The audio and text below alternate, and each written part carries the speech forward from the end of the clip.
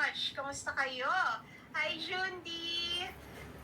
Zoolander, hello, kamusta? Zithan, so medyo paramihin muna natin ang mga tao ngayon.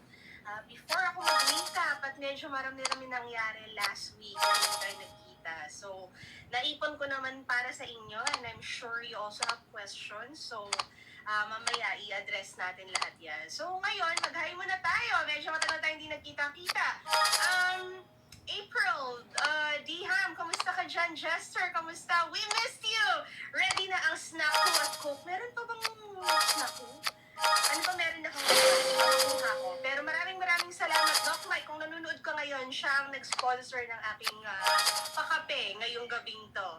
Hello, Angelo! Kamusta ka? Gamerholic! Kamusta? Nimrod, Mark Allen, nandito na rin.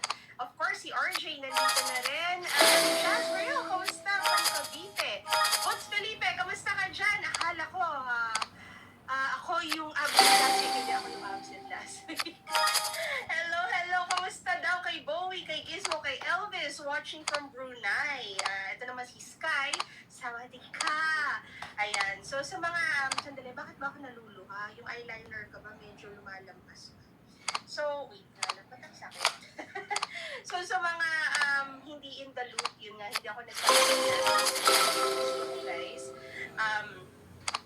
May mga trabaho ako ngayon. Medyo napaparami yung mga meeting ko. Parang hindi ko Siyempre, biyahe-biyahe itong beauty ko. Palagi ako nasa labas. Nagwisit na ako kasi parang ulan ng ulan palagi. Natatakot ako. Ayun nga, lumabas na yung eyeliner ko. Ayun, so sabi ko parang gusto ko muna magpahinga nga po sa bahay. So, eto na siya. Hi, Daisy! Sana okay na po yung health nyo. Okay naman na ako. Pagod lang talaga ako nung, ano ba, kumalat na ng gusto Anyway. Hi, Horo! Si Horo naman ay nasa Dhaka. Si Paul, hindi mo naman ako sila shoutout. Eto na, Paul. Okay. So, medyo titigil ko muna tong ating, ayan, thank you so much. Ititigil ko muna tong aking pag-shoutout at pag-hi sa inyo. We are almost 3 minutes into this live and we have 279 who are watching this evening. So, let me just give you a recap of what happened nung mga times na hindi tayo nag-uusap-usap para naman your questions, you can base it on itong recap natin.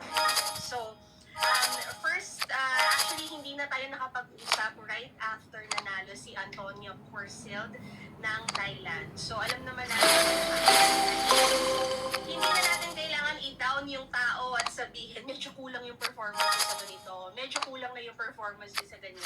I think we are all on the same page whether tanggapin natin o hindi na isa siya sa mga malalakas na frontrunner talaga ngayon na pwedeng makasungkit ng corona for Thailand. Kaso lang, eto ngayon na nangyari. So,